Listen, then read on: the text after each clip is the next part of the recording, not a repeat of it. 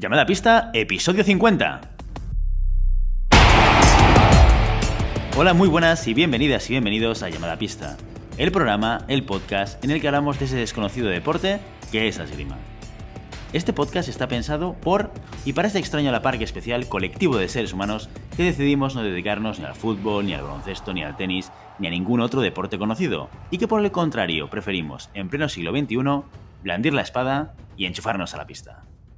Aquí estamos, Willy Cornet, esgrimista intermitente, y al otro lado del Zencastre, en este caso, Santi Godoy, entrenador de esgrima y director del SAC, la Sala de Armas del Garraf. Santi, ¡feliz año! ¡Feliz año, Willy! Tú siempre metiendo ahí publicidad oculta, ¿eh? Vamos a ver. ¿Has visto? Es que me da como que voy a explicar cómo estamos conectados y digo, no, es que no es Skype, ¿sabes? No. Ahora ya hemos cambiado a otra plataforma. Claro, ahí, pero buena. O sea, ¿sacaremos pastuki de esto o no? No, pero bueno, es spam gratuito, ¿sabes? Ya, vale. Publicidad gratuita. Para que después dices de mi publicidad gratuita y nada, ¿eh? Siempre hay que quejarse de todo. Oye, un año más aquí, ¿eh? 2020. ¿Qué tal las Navidades? Hemos hecho aquí un parón de 2 semanas, 3 semanas prácticamente de podcast. Sí. Y... ¿Cómo lo has vivido? Pues mira, me he ido, pues muy contento, la verdad, porque he tenido la oportunidad de poder irme a reciclar a Madrid. Y bueno, un poco os voy a contar mi experiencia en la capital, ¿vale? Que siempre es gratificante visitar la capital. Quizás un poquito menos en estas fechas porque está llena de gente. Pero bueno, la verdad es que ha sido una experiencia porque yo llevaba mucho tiempo sin poder hablar de esgrima con diferentes maestros. Y bueno, con gente que sepa, ¿no te refieres? Porque lo estés conmigo cada semana. A ver, no. Sí, se me ha visto un poco el primero. Sí. No, pero bueno, con grandes maestros, o sea, he podido compartir. Yo tengo la gran suerte de poder compartir experiencias y poder compartir un poco la vivencia de estar presente con los grandes maestros de la esgrima mundial. Lo bueno de la esgrima que a mí siempre me ha enamorado es el hecho de que tú puedes hablar con cualquier entrenador de cualquier equipo nacional o cualquier campeón olímpico o cualquiera lo que sea y estará encantado de explicarte cualquier cosa o de resolver cualquier duda que tú tengas. Es una pasada, ¿eh? Empezando por Ángel Fernández, que a ver si consigo por una vez que oiga el podcast. Son personas, tío, que... Este año lo tenemos que invitar, ¿eh? Este año hay que invitarle. Este año hay que invitarle. Estará en el Ciudad de Barcelona. Quizás rascamos algo interesante. Pero bueno, son gente que cualquier duda que tengas, si llevas un día en la esgrima o si llevas 50 años, están encantados de sentarse contigo y explicarte su versión de cómo ven las cosas, cómo lo trabajan. Es una pasada. La verdad es que muy contento. Qué maravilla. Muy bien. Oye, ahora nos cuentas un poquito más de esta concentración, que ha sido un poco como el elemento significativo, ¿no? De estas navidades esgrimísticas. Sí. Pero antes vamos con el patrocinio, que tenemos patrocinador. ¡No potis, ven! ¡Vaya por Dios! Sí. ¡Vaya por Dios! ¿Has visto? Y además, este principio de año, podcast número 50 y 1 de enero, nos patrocina Fencing Fan Neps una vez más. ¿Has visto? Increíble. Un año más con nosotros. Es tan fiel como sus tornillos a las puntas, ¿eh? Es que predica con el ejemplo. Qué maravilla. Innovación en la esgrima, tú. Esto no tiene precio alguno. No está pagado. Bueno, ya sabéis que podéis encontrar estos tornillos de esgrima de espada, que nunca se marchan en la web de Fencing Fan, que es fencingfan.com, o en vuestro distribuidor, el que soláis utilizar, pues seguro que también tiene dentro de su lista de material de esgrima los Fencing Fan... ¡Ostras! ¿Cómo estoy hoy? Los Fencing Fan Neps, que ya ahora es un clásico ya. Oye, Llamada a pista tiene que estar a la altura del patrocinio, ¿eh? Estos errores no se puede... Después ya hablaremos tú y yo. Ya hablaremos fuera de micro. Luego me pasas el correctivo. Sí. Bueno, gracias. Muchísimas gracias, Fencing Fan Neps, por el apoyo en todos estos capítulos y en volver a apostar por este podcast en el 2020. Sí, yo creo que el proyecto es muy bueno. Está presente en todas las puntas de los grandes tiradores de espada, tanto masculina como femenina. Lo ha hecho muy bien, Ricardo, lo ha hecho muy bien. ¿Esto lo has comprado en Madrid o no? He estado preguntando a la gente, oye, ¿tú utilizas los NEPs o no? Sí, sí, sí, sí. Bueno, yo ya sé que Ángel, Julen y Álvaro utilizan los NEPs. O sea O sea, el que equipo nacional el está equipo ya a tope, ¿eh? está ahí dentro, está ahí dentro. Muy bien, muy bien. Oye, pues vamos al tema de la concentración. Me interesa mucho que nos expliques, pues, ¿qué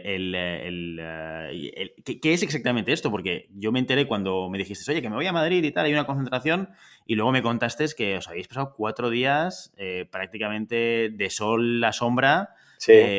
tratando temas de esgrima, ¿no? Explícanos un poco, ¿qué es esto de la concentración? ¿Qué objetivo tiene? ¿Cómo Vale. está organizado? Esto nace hace 3 años. Nace hace 3 años con una idea de unificar un poco el conocimiento y el vocabulario de la esgrima española. Es decir, nosotros estuvimos en un momento en que no había una cohesión a nivel estructural cuando se hablaba de esgrima. Esto ya no es solo espada, sino que estamos hablando de las tres armas.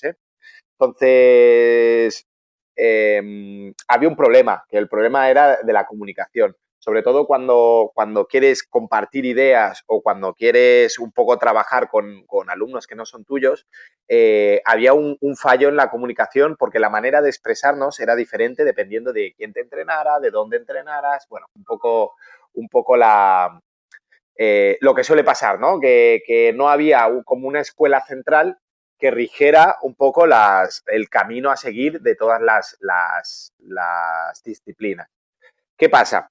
Eh, Es un poco este concepto de cada maestrillo tiene su librillo, que a sí, veces comentas, pero llevado al extremo, ¿no? Cada maestrillo tiene su librillo, no, cada maestrillo tiene su libro, ¿no? correcto, Y no hay ningún libro como básico, ¿no? Que ayude un poco a homogeneizar, ¿no? correcto. Entonces,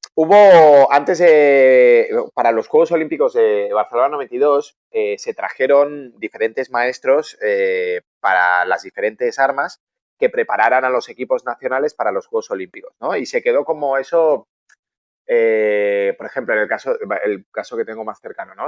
Se trajo a Cornel Horvat, que era un entrenador húngaro que introdujo la escuela húngara en España, ¿vale? Eh, Creo que en sable también fue un húngaro, no quiero hablar porque voy a meter en la pata y después ya me han tirado un par de veces la oreja en la concentración, para que sepas que hay entrenadores que nos escuchan, ¿eh? Un saludo aquí a Juma y a Álvaro Zugasti, que tengo el conocimiento de que nos escuchan. Entonces, Y a toda la audiencia y a y la a gente toda la de audiencia, Telegram, sí, claro, sí. ya que te pones, ya quieres saludar a Sí, todo el mundo. sí, sí, sí. O sea, bueno, pero eso está bien, que te estiren de las orejas, quiere decir que te escuchan y Correcto. que bueno, un correctivo está bien que Está nos vayan bien. diciendo los errores que vamos cometiendo, No, ¿eh? no vamos a banear a nadie porque me corrijan a mí. No, yo sé que cometo muchos errores y hago examen de conciencia de ello. Qué Bueno, humildad, qué humildad. pues la idea era esta, que cada maestro impuso su sistema que traía desde su casa. Y con el tiempo se fue perdiendo, ¿no? Porque lo que pasa, cuando no hay un sistema centralizado o cuando no hay una escuela centralizada, ¿vale? Cada uno hace la interpretación que quiere y sigue la didáctica o la dinámica que él más entiende, ¿no? Entonces, esto hizo que hubiera un estancamiento en la evolución grupal. No quiere decir que no haya habido tiradores excelentes, que siempre los ha habido, pero sí que ha habido un estancamiento en la visión grupal, o hubo un estancamiento en la visión grupal de la escuela española, por decirlo de alguna manera. Tanto en las tres armas estoy hablando siempre. Entonces, desde la Federación Española se llegó a un acuerdo con la Federación Italiana de un proyecto a 3 años en donde la Federación Italiana ponía a disposición de la Federación Española sus maestros para que vinieran aquí y nos explicaran cómo era la escuela italiana o cómo era el trabajo de los maestros italianos. entendiendo que el trabajo de los maestros italianos, que yo siempre personalmente he pensado que era caótico y cada uno era, era de su padre y de su madre, curiosamente, dentro de todo este caos, todos los maestros coinciden en el mismo entendimiento táctico del trabajo de la esgrima, ¿vale? Que es un poco lo que han venido a enseñarnos aquí y que me ha hecho mucha ilusión el ver que, por ejemplo, en la concentración de entrenadores éramos unas 30 personas, o unos 20 largos, que la gente ha ido modificando, ha ido introduciendo novedades, ha ido, bueno, se ha ido interesando y ha ido cogiendo un poco la idea de que sí necesitamos un lenguaje común para que en el momento que yo pueda comunicarme con otro entrenador o con otro alumno, nos pueda entender, ¿no? Además que la escuela italiana está refutada por resultados en todas las categorías y en todas las disciplinas, o sea que nos hemos cogido a ella por cercanía a nivel ideológica, ¿no? Somos países un poco latinos, somos países mediterráneos, entonces siempre decimos que la percepción o la concepción de la esgrima también es como una concepción sociocultural, pues posiblemente con los italianos sean los que tengamos más cercanía sociocultural y el lenguaje y el entendimiento que ellos puedan hacer se acerque más a lo que nosotros podemos entender. Entonces, a partir de esta idea, durante cada año se han ido haciendo 4 concentraciones en donde venían los maestros italianos y nos enseñaban su manera de trabajar. Ya te digo, se traían a maestros italianos tanto de florete, de sable como de espada. En el de espada, el encargado era Alessandro Bosalini, ¿vale? En florete era Piccini y en sable no me acuerdo cómo se llamaba. Y bueno, venían y tenían entrenadores invitados y bueno, la verdad es que súper interesante en el concepto táctico porque rompe un poco lo que nosotros, a mí me ha roto completamente. ¿Por qué? Porque, y después lo piensas y dices, ostras, tiene toda la lógica del mundo. En el sentido que nosotros, cuando son los niños pequeños, comentar que en Italia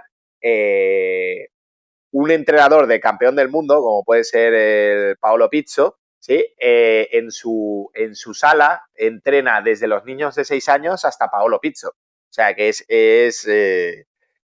los clubes están estructurados de manera diferente porque no existe un centro de alto rendimiento como tal, sino que existen diferentes clubes donde cada club tiene su maestro y sus tiradores y los tiradores seleccionados hacen concentraciones periódicas para preparar elementos puntuales, ya sean campeonatos del mundo, copas del mundo, bueno, lo que sea. ¿Vale? Entonces puedes encontrarte un entrenador con un campeón olímpico que esté dando clases a niños de 6 años, ¿vale? Entonces ellos establecen que los niños desde pequeños no se les tiene que enseñar el elemento técnico, que sí, que no dicen que hay que olvidarlo, pero no se le tiene que enseñar el elemento técnico, sino que tienen que empezar a sentir la esgrima, ¿no? Ellos tiran mucho de sentimiento. Y es el hecho de enseñar los 2 elementos más básicos y más importantes, según ellos, en la esgrima, que es el tiempo y la distancia, ¿vale? Que son elementos que deberían tener ellos interiorizados antes de antes de elementos técnicos, ¿vale? Entonces, es el hecho de, ostras, cambia todo el tema de no hacer el fondo bien, no hacerlo técnicamente correcto, sino si haces un fondo técnicamente incorrecto, pero una distancia, una sensación de distancia buena, ya es bueno para ellos. Entonces el niño empieza a crecer dentro de elementos tácticos y no dentro de elementos técnicos. Willy. Sí, sí, sí, sí, te estoy escuchando Vale. con muchísima atención. Es que, además, es una de las cosas... Hemos tenido problemas de conexión. Me he quedado solo. Vale. Entonces... No. Me estoy quedando con mucha atención porque estaba pensando que sí que es verdad que, de alguna manera, a veces, como que lo más vistoso es hacer, digamos, las acciones correctamente, el movimiento hacia adelante, el movimiento hacia detrás, el fondo, la flecha quizás es un poco más evolucionado, ¿no? Pero para niños pequeños hacer este tipo de cosas y trabajarlo, ¿no? Pero sí que es cierto que por debajo de eso existen estos dos elementos que estás mencionando que son súper relevantes en cualquier cosa que haces en un combate contra otra persona, ¿no? Sí, El concepto, y es un sentido además, ¿eh? El sentido del tiempo y el claro, sentido de la distancia, que tienes que vivirlo y, ¿no? y desarrollarlo de alguna manera. ellos diferenciaban muy bien también el hecho de armas de convención y espada, ¿eh? O sea, yo puedo hablar de, aunque, aunque el sistema, ya, que ya, comentaremos ahora, aunque el sistema de táctico, de entendimiento táctico es el mismo, eh, ellos marcan muy bien la diferencia entre el trabajo de espada, trabajo de arma de duelo, a arma de convención. ¿Por qué? Porque sí que es verdad que ellos entienden muy bien que en el arma de convención la corrección técnica es el que te da el tocado, ¿no? Porque estás dentro de unas normas de ejecución que te pueden dar o quitar el tocado, ¿no? Una parada tiene que ser visual, tiene que ser correcta, un ataque, perdón, tiene que ir con unas características determinadas para que no te den ataque fallido o ataque contra ataque. Y en la espada lo orientan todo hacia la táctica, es decir, ya no hay una normativa de tocado, sino que hay un tocado. Entonces ellos entienden que el tocado se efectúa tras un problema táctico. Y este problema táctico, ellos lo que entienden es que siempre el problema táctico lo tienes que generar tú, ¿vale? Entonces tienen un elemento que ellos llaman la chiamata, que es nosotros lo que entendemos por preparación, es el hecho de que toda acción que se efectúe en una distancia crítica tiene que venir dada por una preparación tuya, ¿vale? Entonces no existe acción que no sea previa a una preparación tuya, ¿vale? Después entramos en un tema de distancia crítica. Ellos entienden que toda la esgrima se tiene que efectuar dentro de la distancia crítica. ¿Por qué? Porque sí que es verdad que cuando tú sales de la distancia, entendemos punto crítico, distancia crítica, aquella distancia en la que el tocado se puede efectuar, ¿no? Yo puedo hacer un tocado y llegar de manera efectiva, ¿vale? Entonces, yo hasta el momento entendía que la distancia crítica, yo entraba en la distancia crítica para efectuar el tocado, y ellos dicen que no, la esgrima se efectúa siempre dentro de esta distancia crítica. ¿Por qué? Porque es el único momento en el que se genera un peligro real y en donde yo consigo que mi rival, todas las reacciones que haga sean reales. ¿Vale? ¿Por qué? Porque el peligro es real. No tengo que preocuparme si mi finta está mejor o peor hecha. ¿Por qué? Porque la distancia es tan cercana que cualquier acción que yo genere generará una reacción real en mi oponente. Por lo tanto, el trabajo de distancia para ellos es corto, muy corto, porque ganan un elemento táctico que es el de ellos estar tranquilos en una situación de peligro y, por ejemplo, el rival esté nervioso en una situación de peligro. Entonces, hacen de el peligro, hacen de la sensación de peligro su normalidad. Por eso tienen un punto táctico a favor en el hecho de que ellos dicen que si tú estás tranquilo en una distancia de peligro y el otro está nervioso, generas más errores en el rival, por lo tanto generas más oportunidades de poder tocar, ¿vale? Y dentro de Claro, esta... aquí es otro elemento que tiene que ver con la psicología, ¿no? Sí, ellos le dan mucha importancia al elemento de tranquilidad. Le dan importancia, en mi opinión, para ellos le dan mucha importancia a dos elementos. Uno es la gestión de las emociones dentro de una distancia peligrosa y dos, el control de la iniciativa de la acción en todo momento. Entonces, uniendo estas dos elementos, ellos generan una situación bastante incómoda para el rival, cosa que es lo que están buscando, ¿vale? Y al final, el elemento técnico, ¿sí? A mí siempre me enseñaron la pirámide, ¿no? La pirámide donde la base está elemento técnico, la mitad de la pirámide es elemento táctico y la última, el pico de la pirámide es el elemento estratégico. Y ellos dijeron, ¿por qué? Si un combate lo más importante es el elemento estratégico, la táctica, ¿no? Es cómo voy a tocar. Entonces ellos lo que hacen es invertir la pirámide. Entonces el elemento más base es el elemento estratégico, es cómo yo entiendo la esgrima, cómo yo puedo tener una percepción de la esgrima. La táctica sigue siendo la parte media, ¿no? Porque es la ejecución en el momento del tocado, ¿sí? Del problema inmediato. Y después la punta es la técnica. ¿Por qué? Porque al final la técnica un mal fondo ejecutado mal se puede tocar, ¿no? Y además está en una distancia tan corta que incluso yo sin estirar el brazo y haciendo un fondo ya puedo tocar. Pero si no estoy en esta distancia y no tengo esta sensación del tiempo, por más que tenga un fondo perfecto, no puedo llegar, ¿vale? Eh, digo, esto según su punto de vista y según su criterio a la hora de entender un combate de esgrima, ¿vale? Lo primero que nos dijeron es de, esta es nuestra manera de entender la esgrima, es una de tantas, es un sistema más entre tantos que puede funcionar mejor o peor con según qué persona. Pero también es muy interesante el hecho de que ellos trabajan así, a ellos le ha dado buen resultado y bueno, seguir no te obliga, no te dicen que es la verdad absoluta. Y eso es algo que me he dado cuenta que ha cambiado con el tiempo, ¿no? Porque antes el maestro era el todopoderoso, ¿no? Y lo que decía era ley, ¿no? Parece que cada vez se cincelaban en tablas de piedra, en tablillas de piedra todo lo que decía. Y ahora es cada entrenador tiene su manera de ver las cosas, pero la diferencia que yo he visto con la escuela italiana, ¿no? O el sistema italiano, es que todo el mundo tiene una percepción del tiempo y la distancia muy similar y que las pueden entrenar de diferentes maneras, ¿vale? Entonces, la manera en que la entrenas es tu problema, pero el elemento de entendimiento de tiempo y distancia es común a todos los entrenadores. Oye, muy interesante, muy interesante.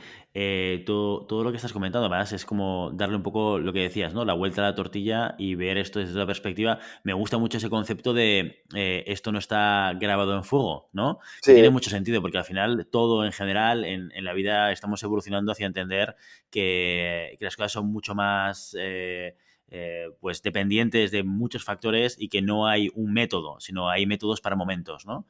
Y todo eso le hace tener sentido. sí, Aparte de estar en la concentración, Santi, nos trajiste un par de audios grabados sí, allí a pie de pista. lo bueno de esta concentración es que además eh, de los maestros italianos, se intentó hacer, bueno, se intentó, no, se consiguió hacer una formación un poco más completa, ¿no? Y invitaron a diferentes personas, por ejemplo, en esta de Navidades, invitaron al gran Johnny Mendoza, que un fuerte abrazo desde aquí, fue el que me enseñó psicología deportiva en el curso de maestros. Y yo creo que no he aprendido más de psicología deportiva que con él. Pues justo estábamos comentando que es complicado, como lo que comentamos, perdón, con Cristina Reche, ¿no? Es complicado entender las necesidades psicológicas de un tirador si no has sido esgrimista, ¿no? Entonces, la esgrima tiene esta componente psicológica que cada vez se está Claro. entendiendo más y, por ejemplo, los maestros italianos decían, oye, es que la psicología lo es todo, porque a lo mejor yo te gano a ti, Willy,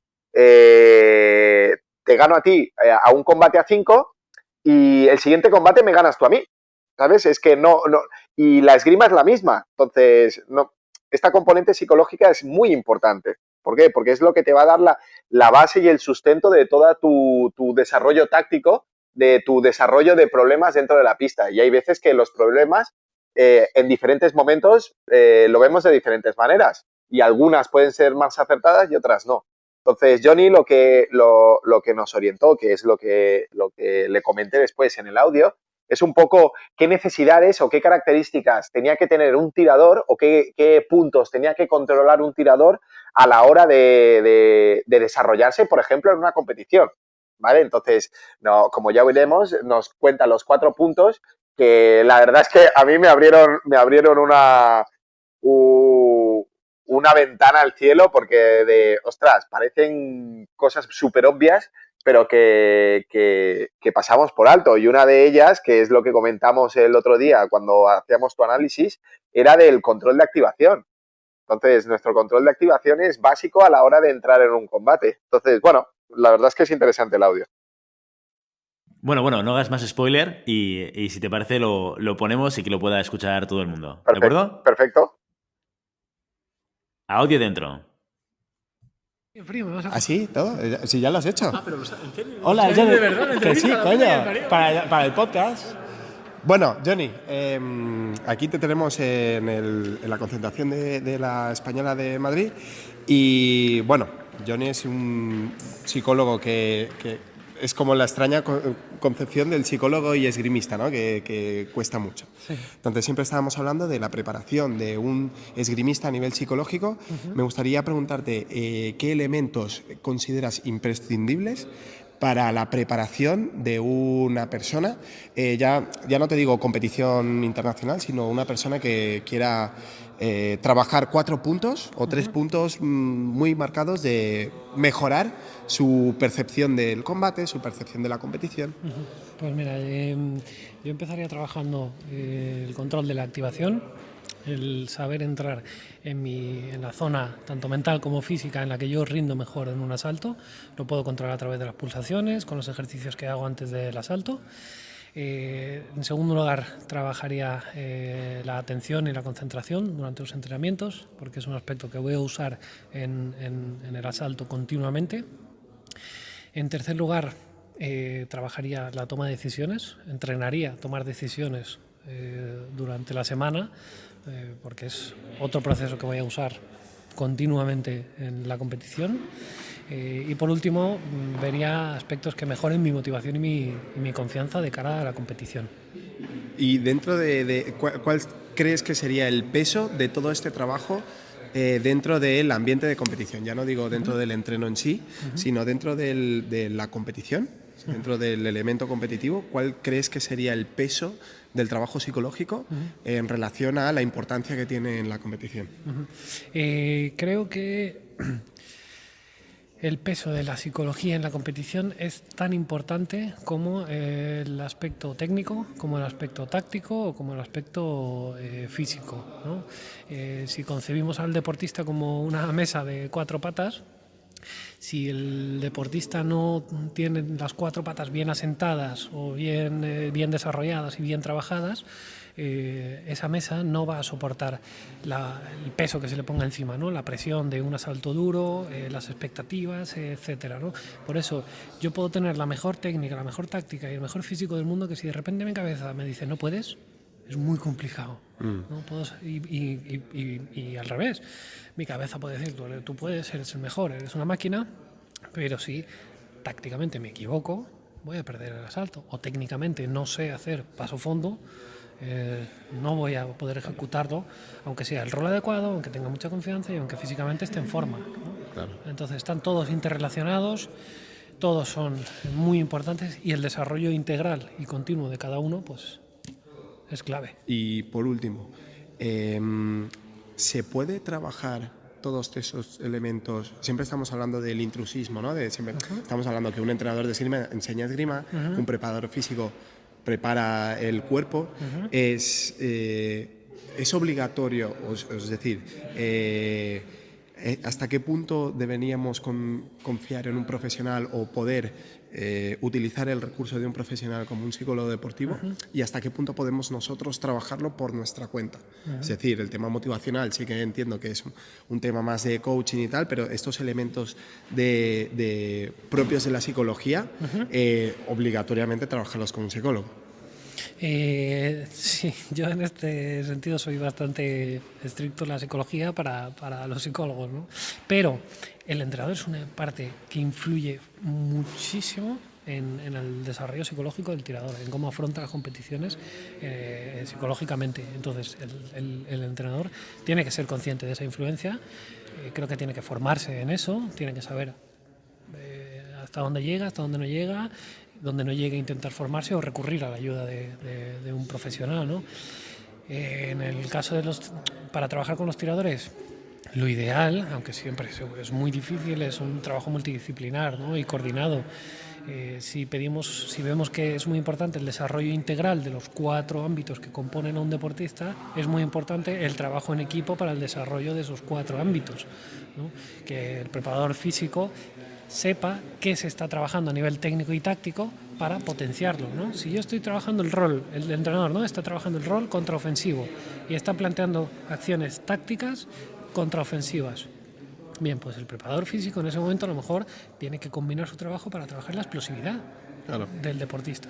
Y el psicólogo en ese momento tiene que trabajar la rutina, los planes, los cambios, la toma de decisiones, ¿no?, durante el asalto, y qué aspectos influyen con el control de activación para la toma de decisiones. Y ese trabajo entre las 3 personas tiene que ir coordinado, porque si no estamos tirando los 3 de la cuerda en diferentes direcciones, sí. Y se supone que los 3 estamos tirando de la cuerda para sacar adelante el mismo objetivo, ¿no?, que es el desarrollo completo de ese tirador. Vale, perfecto. Pues Johnny, muchísimas gracias. Muchas gracias. Nada, ha sido un placer, ¿eh? Que vaya. Oye, pues muy interesante esta conversación que has tenido con Johnny. Yo no lo conocía a él, pero siempre es bueno el tener referentes en el mundo de la psicología y la esgrima, ¿no? Ese rara avis del que tú comentabas antes, ¿no? Del psicólogo esgrimista. Sí, y la verdad es que Johnny fue un gran entrenador, fue un gran profesional. Deseo y espero que podamos recuperarlo en algún momento, porque creo que puede dar, como ya habéis visto, en 5 minutos de audio, te da unas pinceladas de años de trabajo que se pueden hacer por delante.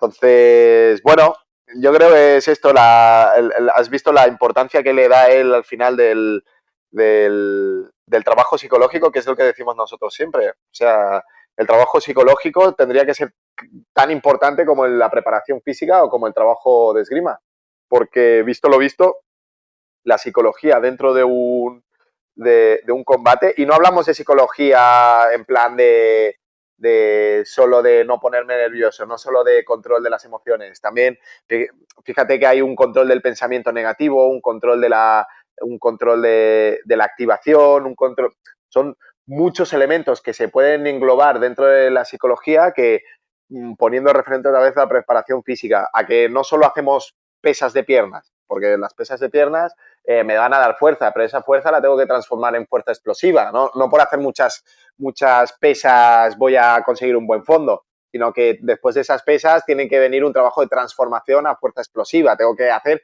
otros elementos diferentes. Pues la cabeza funciona igual, ¿no? Tengo que conseguir controlarme, una vez que consigo controlarme tengo que conseguir orientar esa energía mental hacia elementos positivos, y una vez que tengo esos elementos positivos tengo que orientar dentro de esos elementos positivos a algo que me sirva dentro de la pista, ¿no? Y creo que es un trabajo complejo, es un trabajo que, como él dice, en una sala es complicado porque no todo el mundo puede disponer de un psicólogo dentro de su sala, pero sí que es verdad que como mínimo deberíamos los entrenadores tener unas nociones, como dice él, ¿no?, de algunas nociones básicas de lo que se podría trabajar, igual que tenemos nociones básicas de preparación física. Sin duda, sin duda. Oye, un elemento para trabajar. Perfecto. Oye, súper interesante esta concentración tan completa que habéis hecho en Madrid.